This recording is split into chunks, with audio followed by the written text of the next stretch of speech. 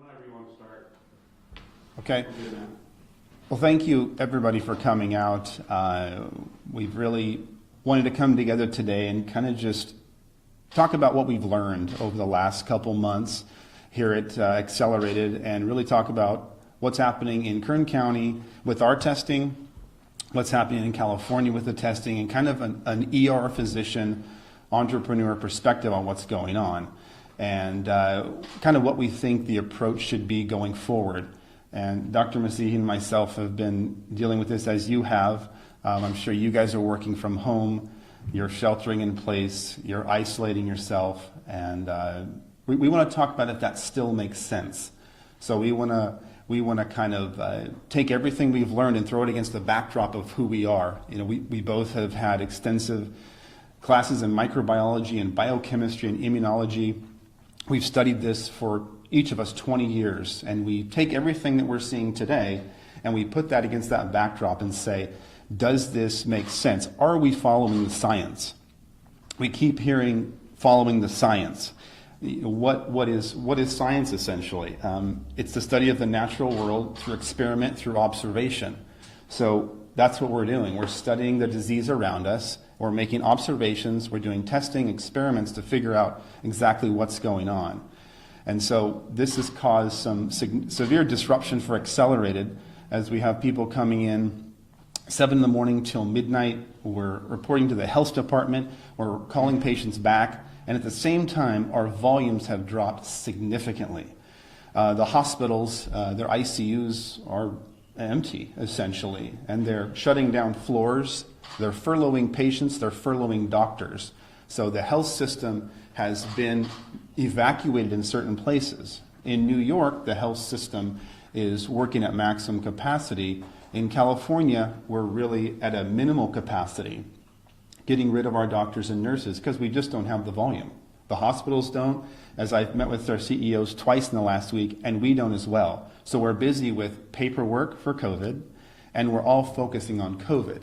And so one of the things I'd like to talk about is when I talk to ER physicians around the country, we don't have to do everyone, but a majority of players, and then eventually we treat this like we treat flu, which is if you have the flu and you're feeling fever and body aches, you just stay home.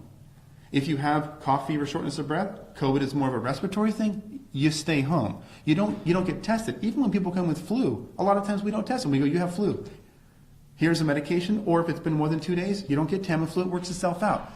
This virus is the same. You have COVID, go home, let it resolve, and come back. So someone who would test negative for the antibodies, should they be allowed to go back to work? They should, because they may be negative for the antibody for years. They may never get flu. We have people in their 50s who have never had flu. So you're just saying anybody who doesn't have an active coronavirus infection should be allowed to go back to Absolutely. work, whether they have the antibodies for it or not? Right. Okay. But you're saying that once we have the testing in place, is that correct? Well, if you have no symptoms, you should be able to return to work. Are you an asymptomatic viral shedder? Maybe, but we can't test all of humanity. I think one thing I also wanted to add is we're going to miss cases. Sure. We're going to miss cases of coronavirus just like we miss cases of the flu. I think one thing that is being televised is that we need to capture every single coronavirus patient. No, we don't, because that's not reality. Theory and reality are very, very different. We worked in ERs for 15 years. Theory and reality are very different. It would be nice to capture every coronavirus patient, yes, but is that realistic? Are we going to keep the economy shut down for 2 years and vaccinate everybody? That's an unrealistic expectation, I think. So you're going to cause financial ruin, domestic violence, suicide, rape, violence, and what are you going to get out of it? You're still going to miss a lot of cases. So we need to treat this like the flu, which is familiar. And eventually, this will mutate and become less and less virulent. Because patients who are asymptomatic or silent shedders usually have the milder version of the coronavirus, right? Because it's milder, that's why they're not as symptomatic. And that tends to spread quicker than the more virulent forms. Karen Flaw, I'm sorry, from PGT gave me some questions to ask. One of them was, what sources do you cite to back your claims? What scientific papers and studies can you send out to us? Are there other people? This is too early. Scientific studies, double-blind clinical controlled trials take time, years. So we're doing the best with the data we have. I gave you the statistics. This is all common knowledge you can find online. This is their countries reporting to these different news entities. This is all common knowledge. This is not based on double-blind clinical controlled trials. Again, we've been studying microbiology for 20 years. This is our life goal. In our 20s and 30s, 40s, this is what we do. We throw this information against the backdrop of knowledge. We both have degrees in this and say, is this legitimate? I don't need a double-blind, clinically controlled trial to tell me if sheltering in place is appropriate. That is a college-level understanding of microbiology. That's next year. Next year, 2 years down the line. A lot of times in medicine, you have to make educated decisions with the data that you have. I can sit up, in the 47th floor in the penthouse and say, we should do this, this, and this, but I haven't seen a patient for 20 years. That's not realistic. We're using the basic data that we have here, which we're happy to share with you guys. We have all the data. This is our data from Kern County. And because we're the largest testing center for Kern County, we're assuming our data is accurate for this specific area. How many tests have you guys done, and how many of your tests have come up positive? 5,000. We've done 5,236. 5,213. I'm sorry. That's okay. 5,213, and we have 40 positive. 340 positives. 6.5% is our number. Is it coming to the point where it's getting unhealthy to stay inside and doing all these shelter-in-place orders?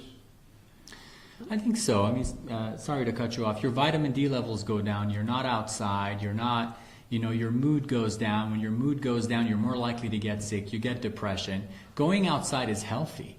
I mean, why can't you go to the park and walk around, but you can go to Home Depot and nobody's wearing a mask? It doesn't make sense. The inconsistencies and the incongruencies make no sense. That's the bottom So when line. Governor Newsom says restaurants, after the stay-at-home order, you might see waiters and waitresses wearing gloves and masks and giving you disposable menus, you guys disagree with that?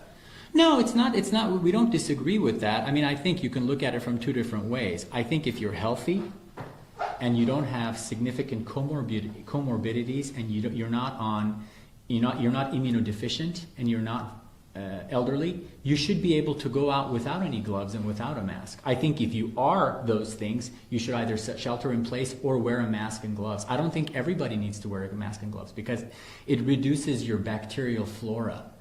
It doesn't allow you to interact with society, and your bacteria flora and your viruses, your friends that protect you from other diseases, end up going away, and now you're more likely to get opportunistic infections that are hoping you don't have your good bugs fighting for you, if that makes sense.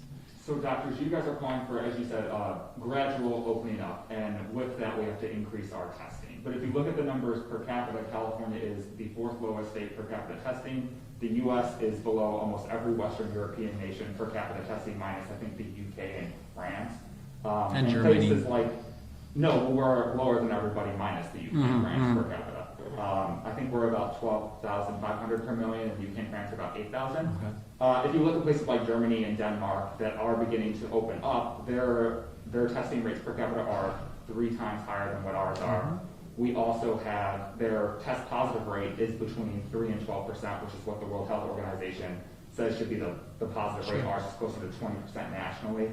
So at what stage do you think we get that adequate testing, which you guys are calling for, where we can start to take those approaches to get our economy moving again, start opening up? Well, do you think we're there now or no? I think that's an excellent question. I think the problem with wanting widespread testing versus not being scared enough to come to a facility to get widespread testing are two different things. If you're at home seeing tons and tons of people die, I don't want to go to accelerated. I don't want to get testing. That fear prevents people